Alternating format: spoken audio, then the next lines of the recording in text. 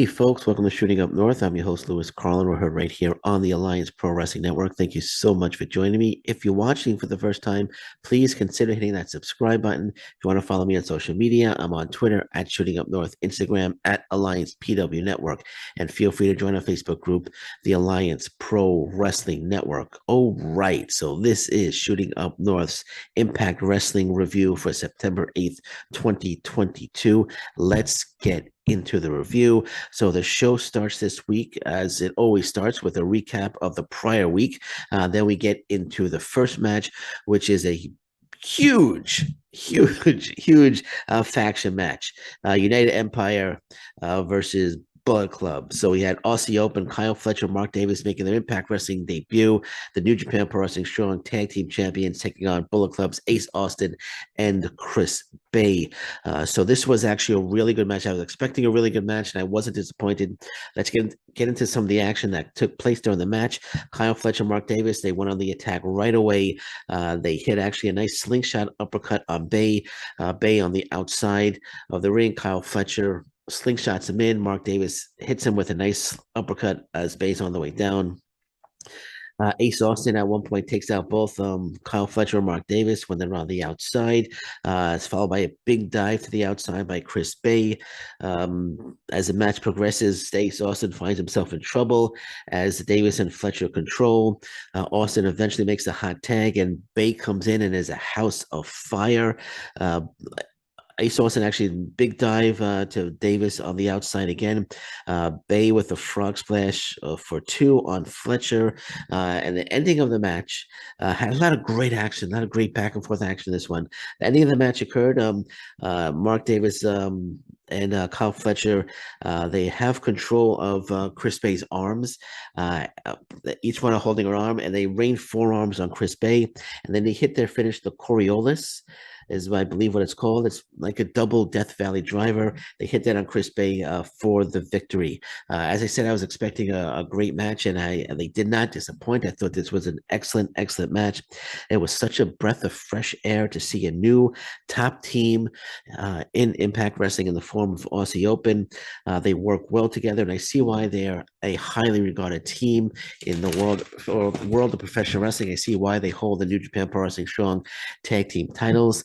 They needed a big win to kick off their run in Impact Wrestling. They did indicate last week that they're here to win the Impact Wrestling World Tag Team titles. So I'm expecting them to be around for a bit. That's not confirmed, but I have a feeling they're going to be around for a bit. They needed a big win, as I said, to kick off their run in Impact Wrestling and establish themselves as a top team, and that's exactly what they did. Getting a win against an excellent team of Chris Bay and Ace Austin, Bullet Club members did just that for them. I thought it was a great debut by Aussie Open. Glad we got to see United Empire versus Bullet Club, and hopefully this will lead to more United Empire Bullet Club matches in Impact Wrestling. Get a United Empire Bullet Club feud. Maybe Jay White comes back. Maybe other members of Bullet Club comes back. Maybe we'll see Will Ospreay joining his United Empire pals in faction members in Impact Wrestling, and we'll see where it goes. But I know they have another match coming up, which is not against Bullet Club. In case that people don't know who the opponents are, I'm not going to give it away, but it's not Bullet Club members. But again, great debut in my opinion by Aussie Open. Great tag team. Looking forward to seeing a lot more of them in Impact Wrestling. Next segment was an Honor No More backstage segment. Kenny King says that he wants the X Division title, felt he was cheated out of it. Eddie Edwards says that he will take care of Heath and will show Josh Alexander that he should join Honor No More. The whole let's get Josh to join Honor No More. I think we could do without. We could do without it. We could do without because Eddie Edwards, Josh Alexander, they have a big match coming up. They're supposed to be rivals, but Eddie Edwards wants Josh Alexander to join Honor No More. So I don't know. I'd rather have them just going at each other, build up. Just concentrate on building up the big Bound for Glory match that's coming up in October. So I'm not really a fan of let's get Josh to join Honor No More. Just wasn't really a fan of that, but nonetheless, Eddie Edwards saying that he's going to convince Josh Alexander that he should join Honor No More. Then we have the Good Brothers, another segment, interview segment with the Good Brothers, and they want the titles back, but we know that's not going to happen because it's they're no longer in Impact Wrestling. So, but they want the titles back, and they said they aren't done with Honor No More. Quite frankly, they're done with Honor No More. Not sure why they put this up. I mean, unless they're coming back on a pay per appearance, unless they're coming back on a pay per appearance basis. But as of right now, they're no longer with Impact Wrestling. But they're saying they aren't done with Honor No More. Then the Motor City Machine Guns appear, and they make a challenge, and which is accepted. So next week we have the Good Brothers against Alex Shelley, Chris Sabin, the Motor City Machine Guns. So that should be an interesting match. But we all know who's gonna take the loss on the way out. No spoiler needed there. But next week, Motor City Machine Guns against the Good Brothers should be unless the Good Brothers mail it in. It should be a decent match. Should be a decent match. Match number 2, the Mickie James, Mickie James versus Rachel Road. Mickie James, as we know, she's on her now quest to win the Impact Wrestling Knockouts title one more time. But if she loses along the way, she's starting from the bottom, working her way up. And if she loses along the way, then she's going to retire. So this week, the first match in that quest to become the Impact Wrestling Knockouts champion one more time. The last rodeo, I guess, what she called it, the Mickie James versus Rachel Rose. I'm sorry. So they shake hands to start. Rose gets in some offense, but this is we all know that Rachel Rose is not going to end Mickie James' quest. That would have been hilarious though if like Rachel Rose wrapped up Mickie James in a small package and got the quick 3, and then the rodeo is over. The rodeo ends for Mickie James, but that, of course, we know that wasn't going to happen. So, but Rose did get some offense in. Hannafin and Ray Walto pushing it hard that this could be James' last match. But any sane or smart or intelligent or even non-intelligent wrestling fan knows that this was not going to be Mickie James' last match. And we were all right because Mickie James actually won the match with her Mick DT on Rachel Rose. It gets the win. It was like a 3-minute match. It was almost a squash match, but I don't want to call it a squash match because Rose got in some offense. Actually, the crowd was chanting for Rose also, so she must be from Texas. I'm not really familiar.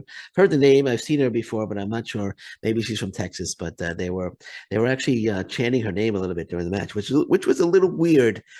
Of meaning that they're rooting for Rose to beat Mickie James. This could have been Mickie James' last match. I guess some people in attendance wanted Rachel Rose to be the one to beat Mickie James, but nonetheless, Mickie James, that wasn't going to happen, of course. So Mickie James wins with the Mick DT, as I mentioned. We all knew James was going to win, but this win.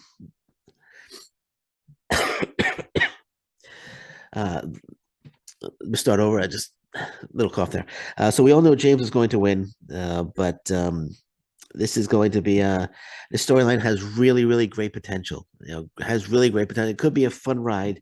It could be fun. I think it's going to be a long storyline, and Impact Wrestling has the opportunity to do something really special here with this Mickie James storyline. They need to really promote it and push it.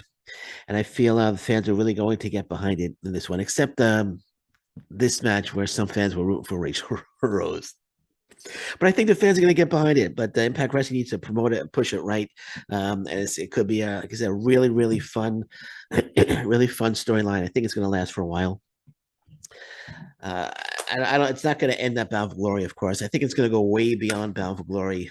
But I say let's buckle in and get ready for a fun, exciting ride here. Fun, exciting storyline from Mickie James.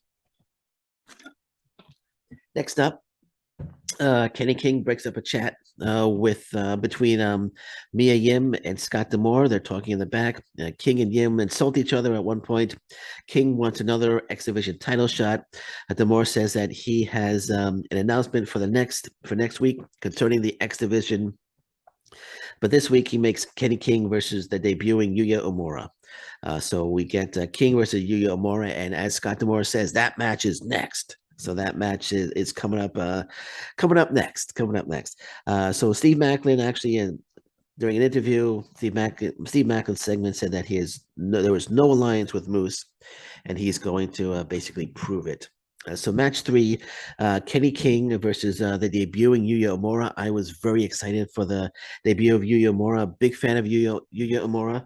It's going to be an absolute megastar for New Japan Pro Wrestling. And I was been calling for this debut for quite some time, and very excited to see Yuya Uemura in an Impact Wrestling ring. So Yuya Uemura is in the ring, and the crowd already starts chanting his name, Yuya, and it's well deserved because, like I said, he's going to be an absolute megastar for New Japan Pro Wrestling. So some of the action that took place in this match, King actually takes down Yuya early and slaps him in the head a few times. Yuya comes back with a headlock and the shoulder tackle. Uemura hits a forearm and a few elbow drops for 2. Kenny King regains control, a kick to the head, gets a 2 count on Uemura. Great drop kick by Yuya. Forearm, then bulldog for 2.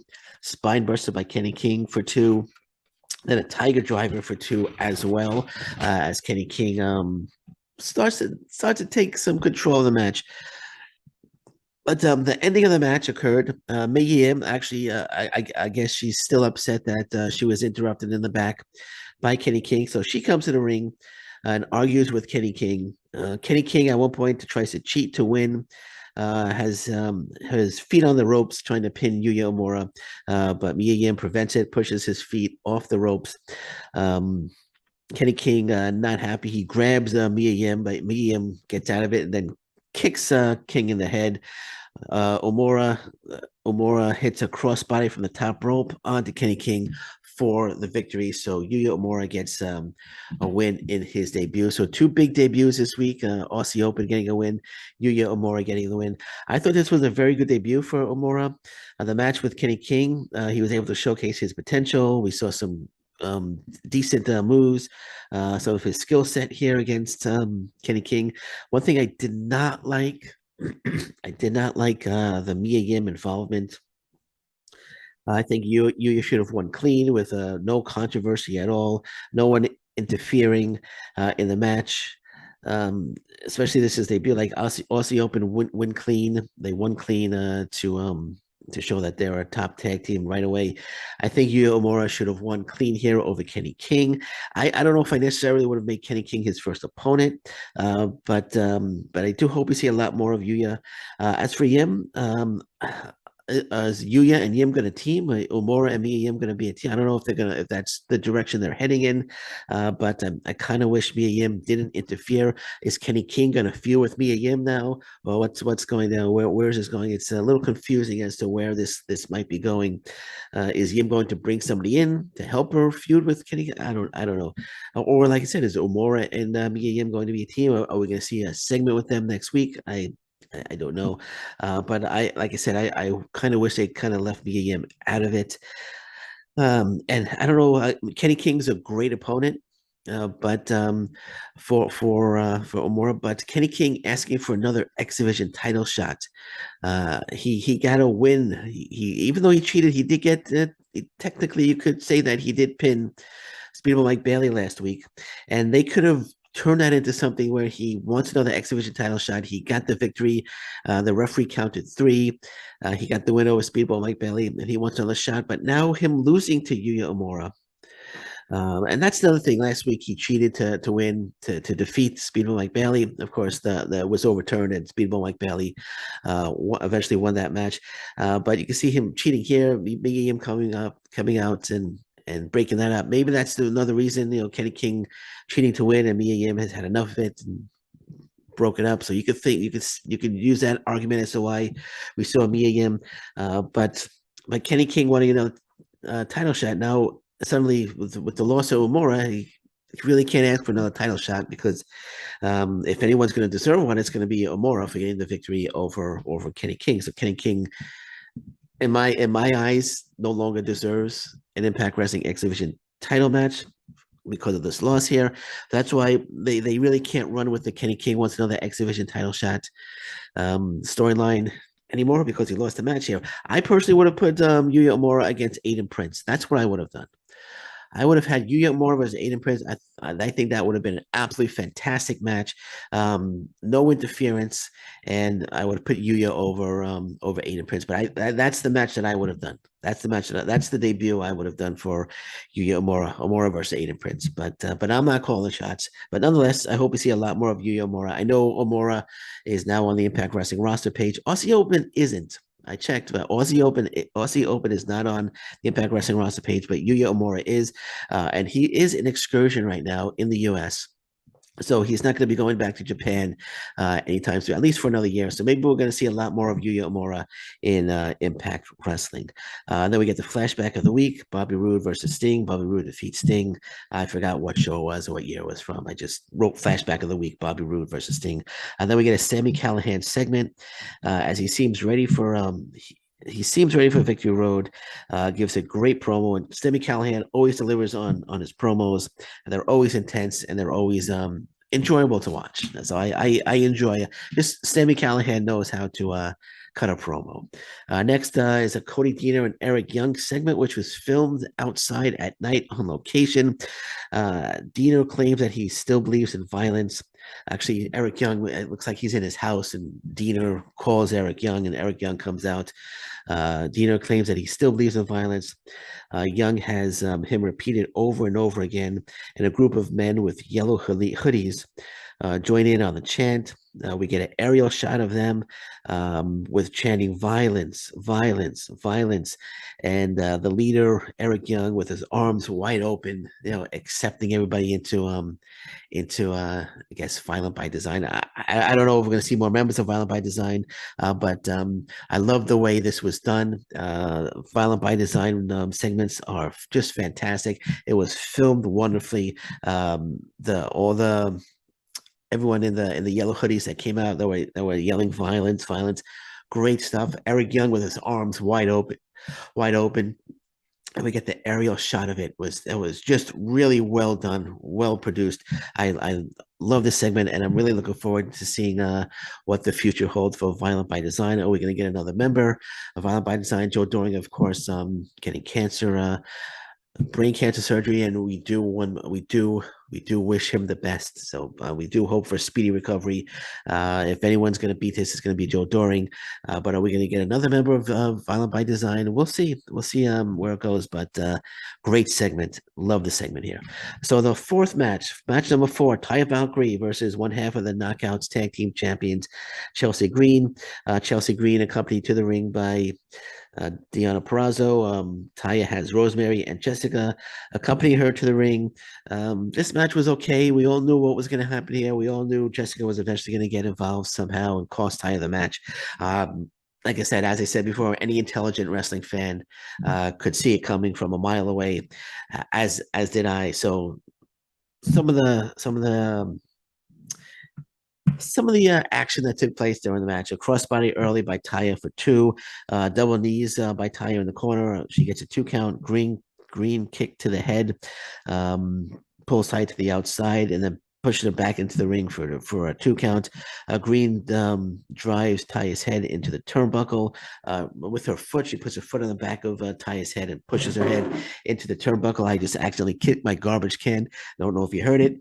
I hope I didn't knock it down. I'm not going to look. I'll look after. I'll look afterwards. I'll probably have to clean up a mess. But the ending comes where the ending came, of course, and we all saw this coming. Purrazzo interferes in the match. Rosemary takes exception and takes out Deonna Purrazzo. Jessica jumps onto the ring apron. What a surprise! Jessica jumps onto the ring apron. Taya gets pushed into Jessica. Jessica falls off. Did not see that coming. Chelsea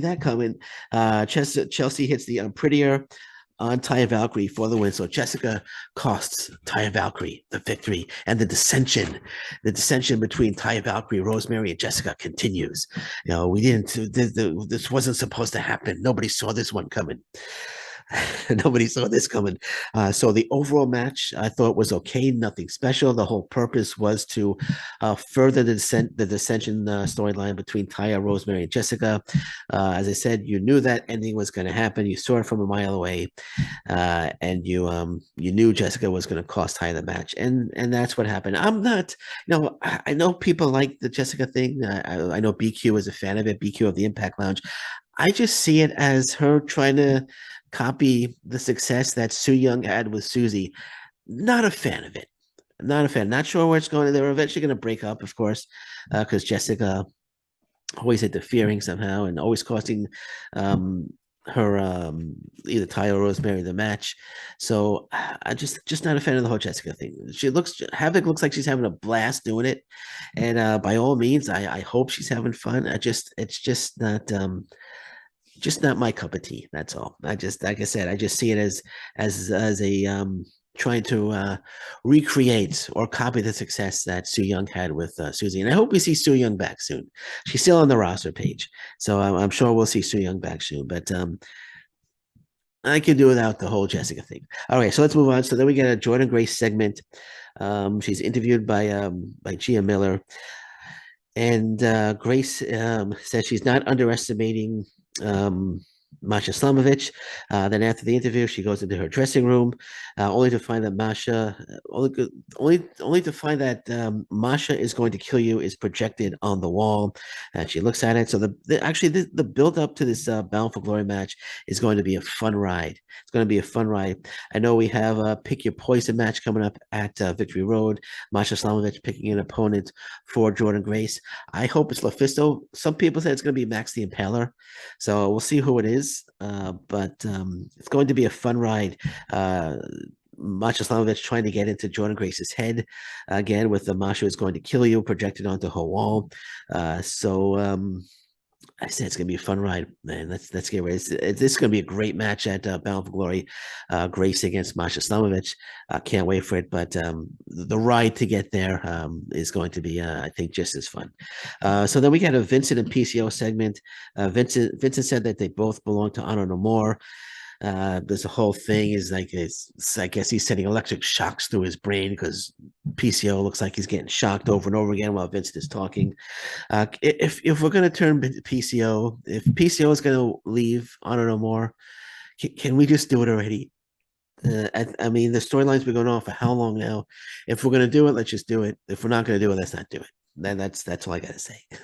That's all I gotta say on that. If you're gonna turn him, if he's gonna get kicked out of Honor No More, let's kick him out. If he's not gonna get kicked out, let's have some closure to the storyline already. Let's have some closure to the storyline already. Okay, thank you. So match 5, Brian Myers versus Bhupinder Gujjar. Bhupinder Gujjar, sorry, not Gujjar, Gujjar, sorry. It's a digital media title match.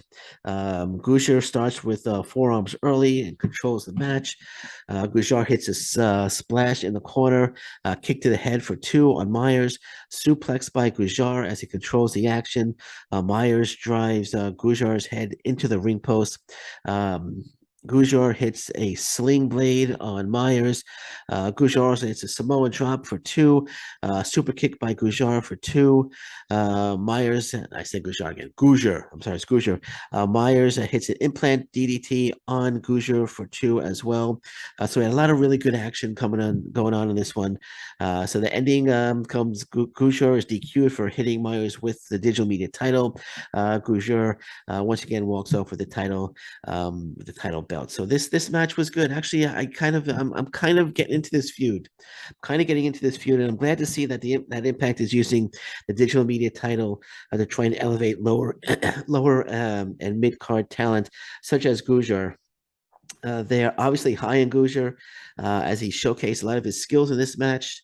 For much of the match, he showcased a lot of his skills, a lot of his skill set during this one. So it appears that Impact Wrestling is high on pushing Gujjar.